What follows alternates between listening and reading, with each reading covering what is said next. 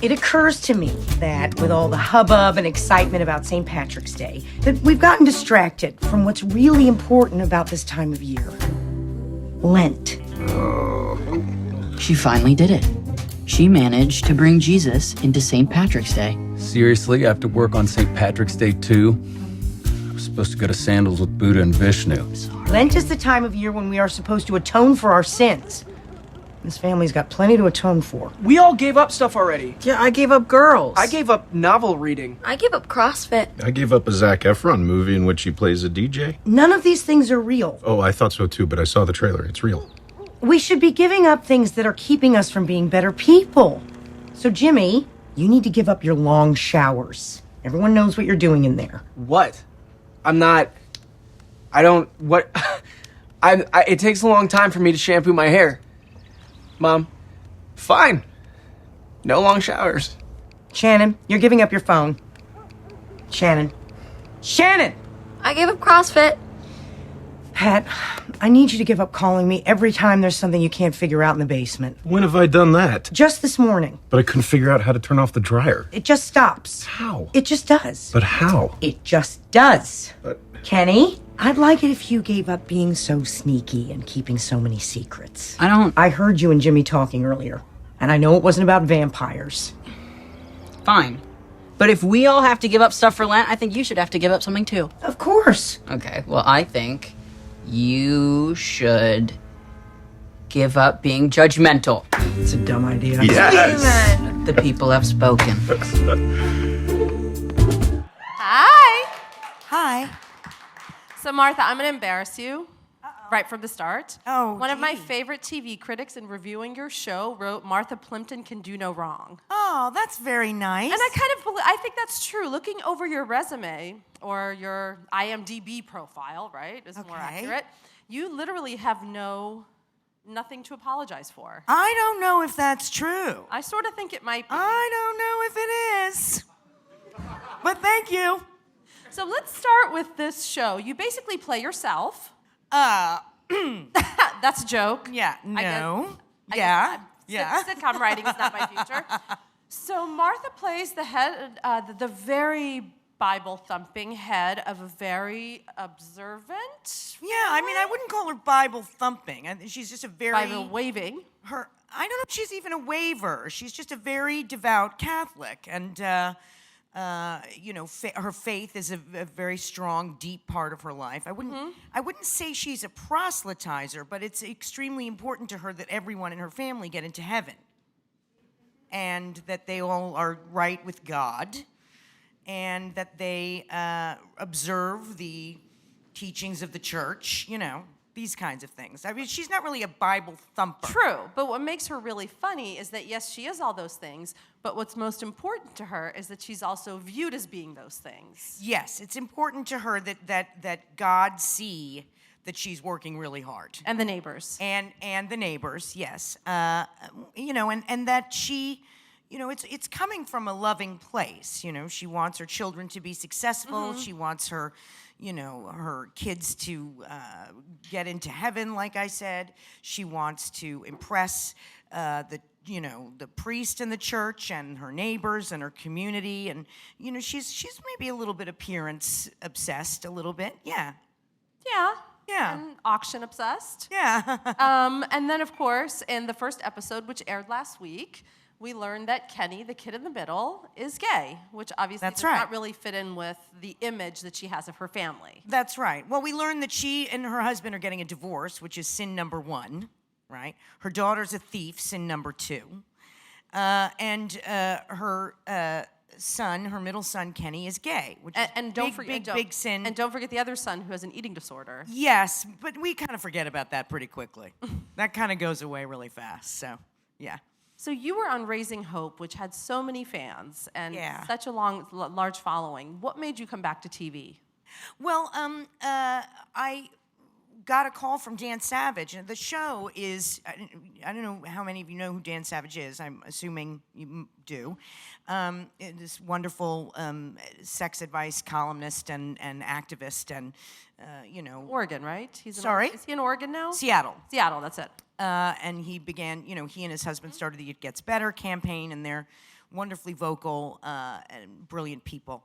Anyway, he called, and we were friends, and he called and said that there was this show that was going to be loosely based on his life as a young man coming out in a Catholic family in Chicago, and would I be interested in playing the woman who is based on his mother? And of course, I was immediately interested because I knew from his writing and his various appearances on This American Life and everything that he and his mother had a really, really intense and extraordinary relationship, and that she was a really very brilliant, very witty, very sharp, very Catholic woman who did not initially accept him when he came out. She was not happy about it at first. And yet, over time, they grew very close. And she did, in fact, come around and become an extremely active member of PFLAG and, marching and everything. But it took her a while. And I thought, how great would it be to explore that kind of mother-son relationship on a sitcom? I hadn't ever seen that before, really.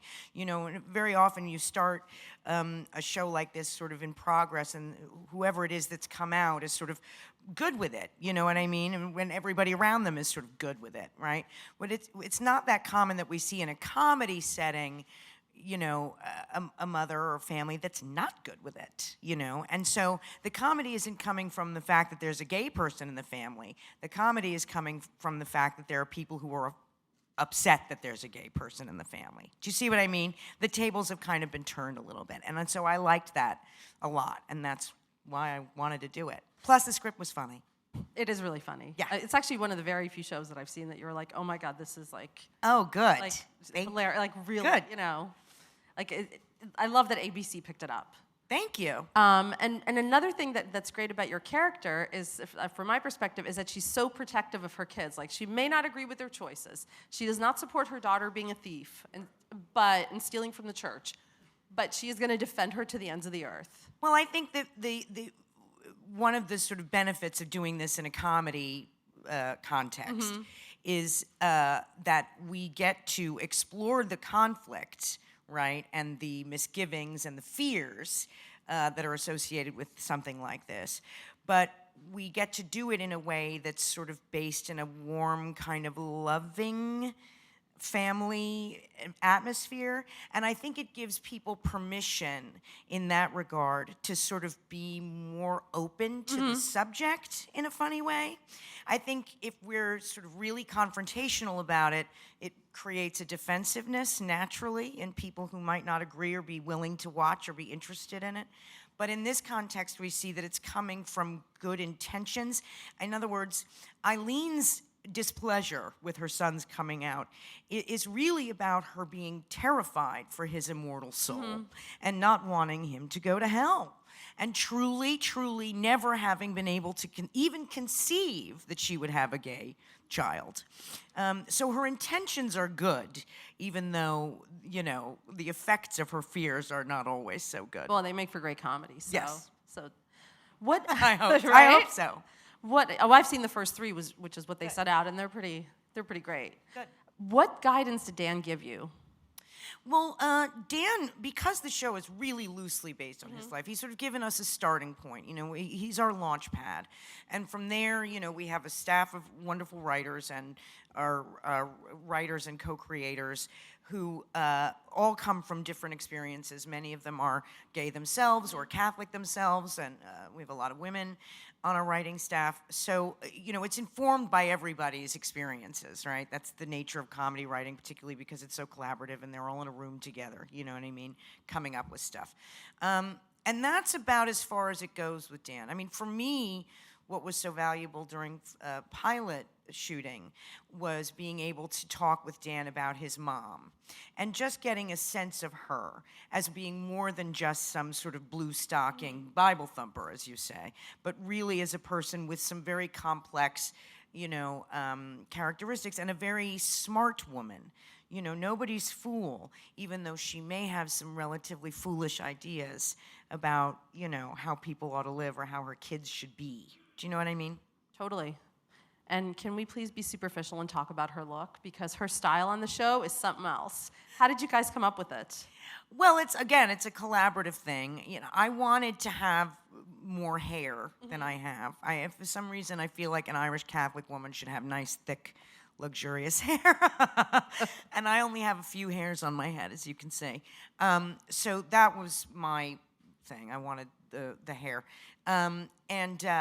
And then, you know, the costumes are a collaboration between myself and Robin Kennedy, who's our costume designer, and obviously, you know, our executive producers, our writers, our creators, and ABC. I mean, you know, when you're doing a network sitcom, a lot of, you know, there's a lot of influences. A lot of people have their ideas about what they'd like to see. And so you're seeing sort of the results of all of that. And how do you guys know how far to push the comedy? Well, I think that, you know, first of all, we're on a network, right, with commercials. And so that somewhat, you know, gives you a clear set of parameters and boundaries.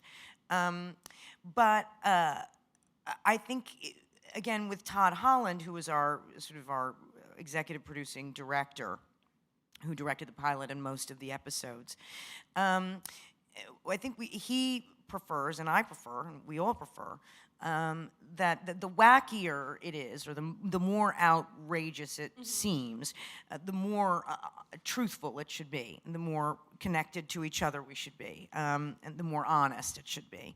In other words, if it goes too far into the neighborhood of slapstick, I think we lose touch with what makes the story effective and the people interesting.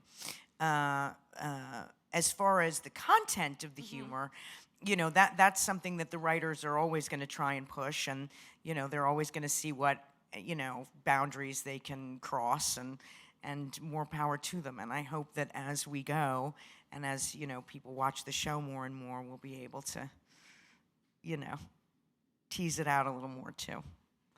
And I have to ask, does Fat say Jack? Best line. Oh. I love that. Does he ever move out of the basement? Oh, well, not in this first season. I mean, as you know, we're mid-season replacement, so we have 13 episodes in this first season. It's my hope we have a second, but, you know, I don't know. We'll see. We'll see. Where do you want Eileen to go in season 2, assuming there's a season 2, and there probably, I'm guessing, will be a season 2? I hope so. Thank you for your optimism. Well, the ratings seem to support I hope that. so far so good. Fingers crossed. You know, I don't want to jinx it, but you know, one day at a time, 1 week at a time, right? And it, you know, and it airs on Tuesdays, starting yes, tomorrow. Exactly. That's right. And the gods of television are capricious, as you know, and so anything can happen. But so I try not to think too far ahead. Do you know what I mean? I think that's probably better for my sanity. But that said, I'm interested, as I said before, I'm interested in the relationship she has with her son and the ways in which he's teaching her while she's sort of helping him figure out how to assert himself through rebellion, right? Which is a very common thing for adolescents to do. This is how adolescents develop into their own people, right? And they push the boundaries and they see how far they can go, you know, and they're awkward with it and they're fearful with it. And parents either are supportive and, you know, helping them along the way, or they have to put the kibosh on certain things. But that's the dynamic I'm interested in. What I love about the show is the fact that it is essentially your normal, average, coming-of-age, adolescent tale, right? It just so happens he's gay. And he's gay in a family in which that is seen as a mortal sin.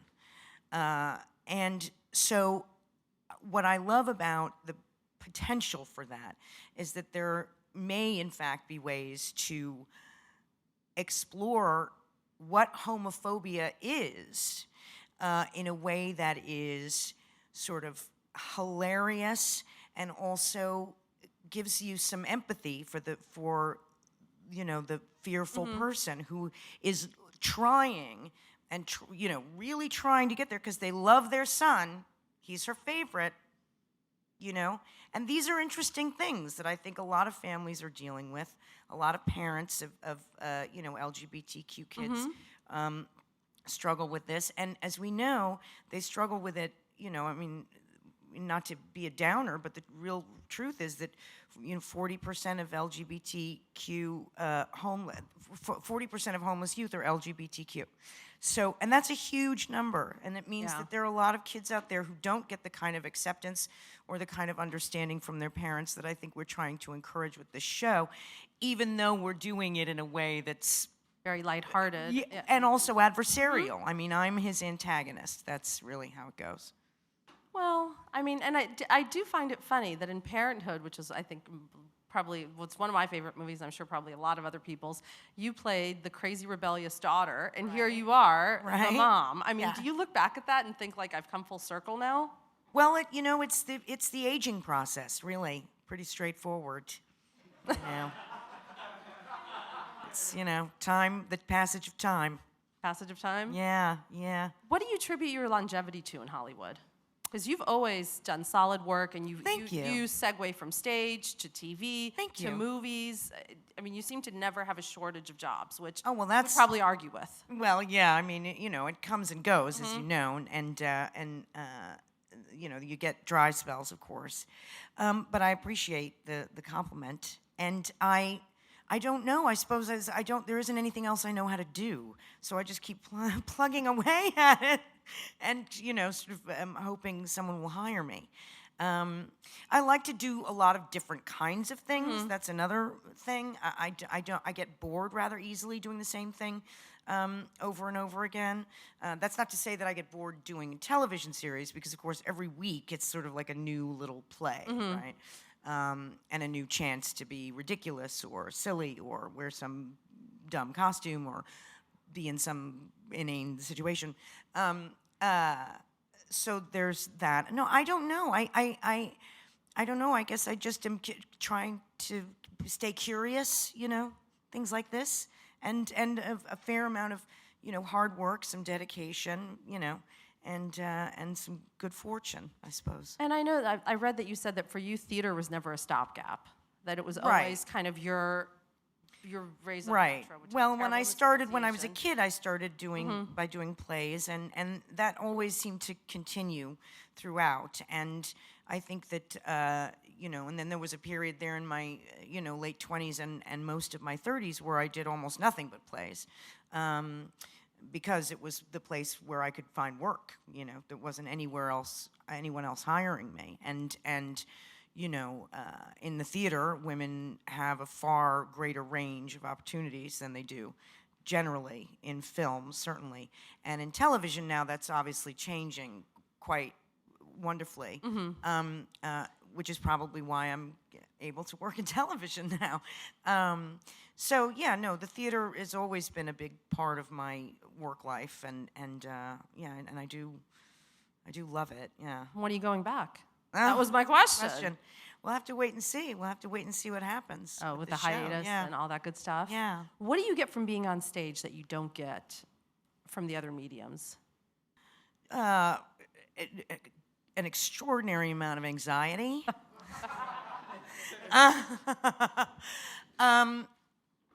Well, it's a process, really. It's not so much about just the being on stage part. You've got your rehearsal process as well, which you don't generally get in film or television. And that rehearsal process is really wonderful and really valuable and really can be, anyway. I mean, sometimes it's utter hell, but sometimes it can be really, really extraordinary. I like the process of sort of, picking apart a play or a work and, sort of unpacking it and discovering it with, in collaboration with other people. That process to me is, it's not just about the play, it's also about developing yourself and your mind and your heart and thinking about things in new ways, and I love that part of making theater. I love that. The actual performing part, it depends. I find the more I do it, the more anxiety I have about doing it. I have to concentrate more on not being quite so nervous. See, that's so interesting. You've done so much theater. You'd think it would be the other way around, but it's not. Yeah, no, it's not. Do you get the same level of anxiety when you guys tape an episode? No. not Because at you all. know there's always retakes and you can fix it if you Yes, like you can it. fix it, and it's much more on the fly. Things are much faster. You don't have time to get neurotic. Do you know what I mean? But in that long stretch of afternoon before a performance in a play, around about 2:30, 3 o'clock, comes the anxiety, comes this sort of terror. So what do you do? Trying to think about it. Stretch, breathing exercises, stuff like this. So holistic. Well, you do what you can. And when you guys made up your family here, the O'Neills, I read on your Twitter how much you love your fake children. Yes, I do. Did you guys, how did you kind of connect as a family, so to speak? We really bonded very, very quickly, which is very unusual because none of us had tested together. None of us had read together. None of us had done any auditions together. And so we truly did meet the first day of work, which is highly unusual, very rare, and it's never happened for me before. But we bonded immediately. And it's funny because, we're obviously very lucky to have good chemistry with one another and to like each other so much. But I think there was a funny thing that we sort of noticed, I guess, about halfway through the season, when I don't know if it was Jay who mentioned it or Jay Ferguson who mentioned it or who it was, that all of us have been acting since we were children, which is a strange thing to have in common. And of course, BB being the youngest, is still technically a child, but she's now 14 going on 15. But she's been doing this since she was a young girl. I've been doing it since I was 8. Noah the same. Jay. We've all been doing this since we were kids. And so in a strange way, I feel like we all had sort of this automatic commonality, which might be related to professionalism, a certain way of approaching the work that makes it easier to avoid conflict and stress and difficulty connecting in the work process. Does that make any sense?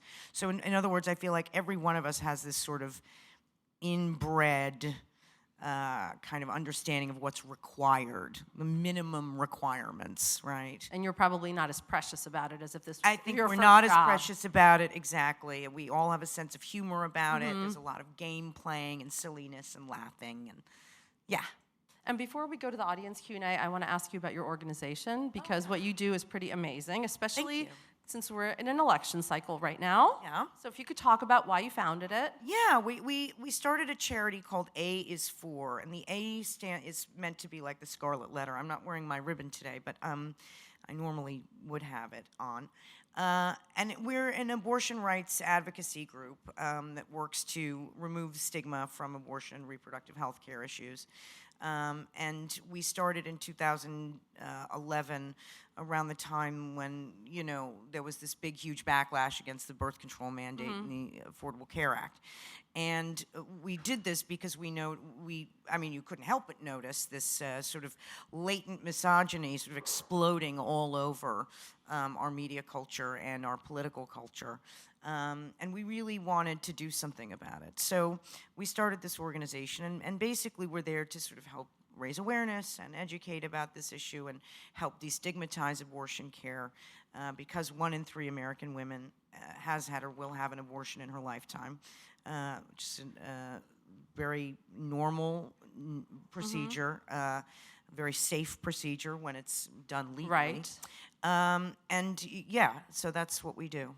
And it's obviously extremely important right now as, health care and abortion care specifically, but also, all the other aspects of reproductive health care that go along with abortion care have been so drastically limited and restricted in the country, and clinic closures have become a major problem. I don't know if any of you saw the article in the New York Times, I believe it was yesterday or the day before, showing the drastic increase in Google searches for a self-abortion.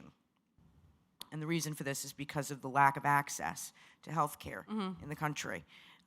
This is a very distressing thing, and women are harmed, of course, by illegal or self-abortion.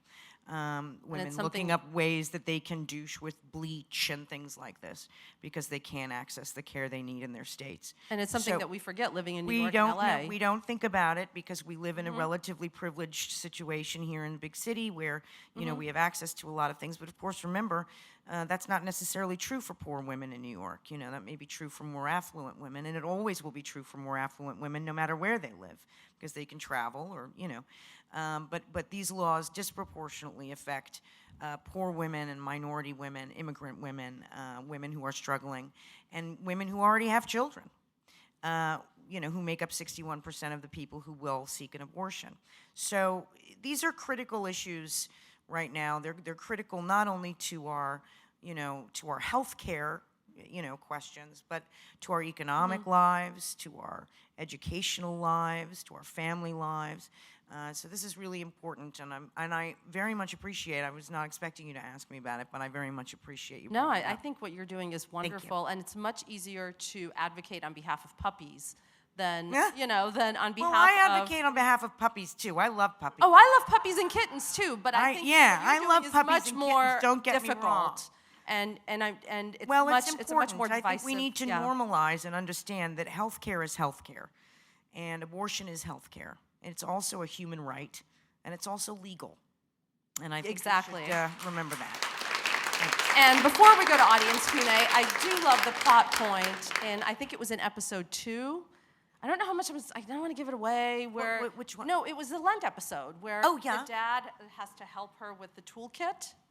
Oh, right. I love yes, that. yes, yes. I That's think really that's great. so in line with what Yes, we're talking yes, about, but I'm very not going to say what it is because you guys have to watch it Yeah, tomorrow. yeah. Okay, great. And now Thank you. here's the audience part. Hi, how are you? Great. How are you? I'm good. Thanks for asking. Sure. And thank you so much for just bringing that subject to our attention. Oh. I support it so much, and thanks for bringing it just up and making Thank everyone you. aware of it. But also, I'm a big fan, Thank and you. I loved you in Raising Hope, and actually, Beautiful Girls is one of my favorite movies. Oh, I good. loved you in that. Thanks. And I wanted to know, you have such great comedic timing. Is that something you were naturally gifted with, or is that something that kind of improved over time? That's very nice of you to say. I appreciate that. I don't know, to be honest. I'm not sure what the answer to that is.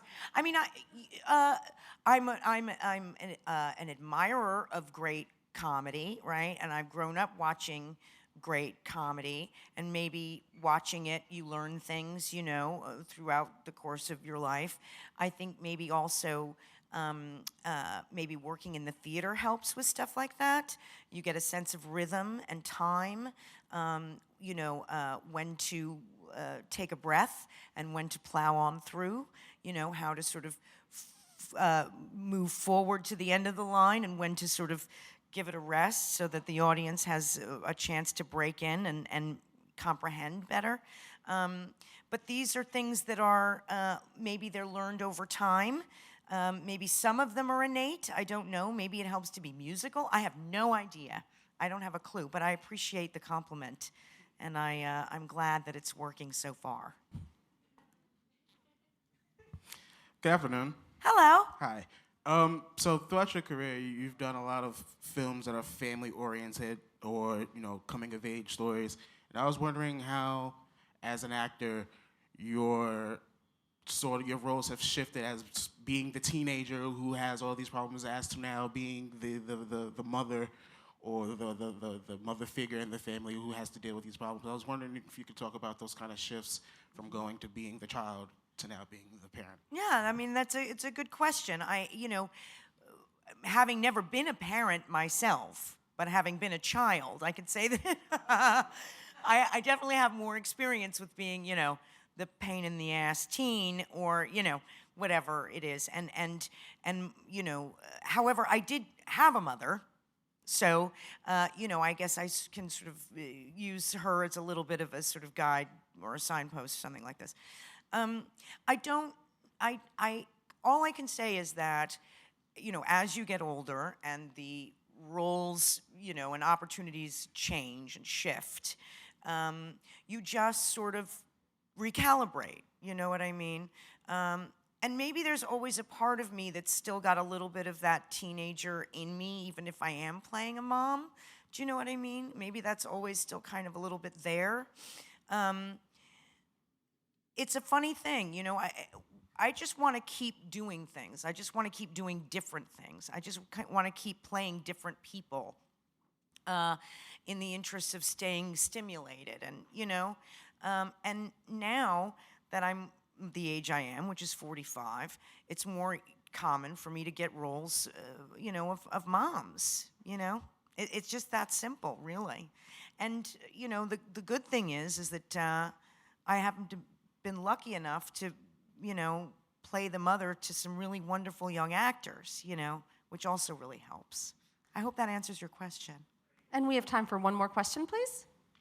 Hi there. Hi. Thank you for being here today. Thank you. My question for you is, throughout the series, who can we expect to have the biggest character change or growth throughout their journey in the series? I don't know yet.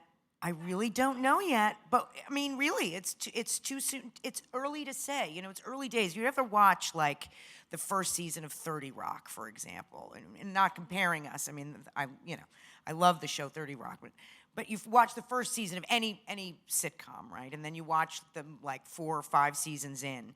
You can't believe how much things change. You can't believe how much just the way people play the characters change. You can't believe how much the writing changes over time. So I really don't know. You know what I mean? I suppose partly the audience is going to tell us a little bit.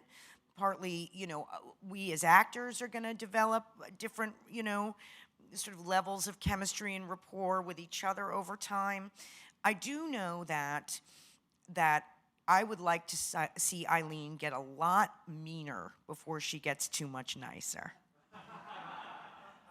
Yeah. I'd like to see that. Especially if Kenny goes on another date. Yeah. She needs to crack it down. Because you gotta have somewhere to go. You know what I mean? We can't start the show with everybody being too cool and on board, right? Otherwise, there's nothing to watch. You know what I mean? Right? All right, yeah. And this, and The Real Thank you O'Neills for the question. airs on Tuesday, so tomorrow, on ABC at 8:30. 8:30, people. 7:30 Central. Thank you so much, Mark. Thank you, guys.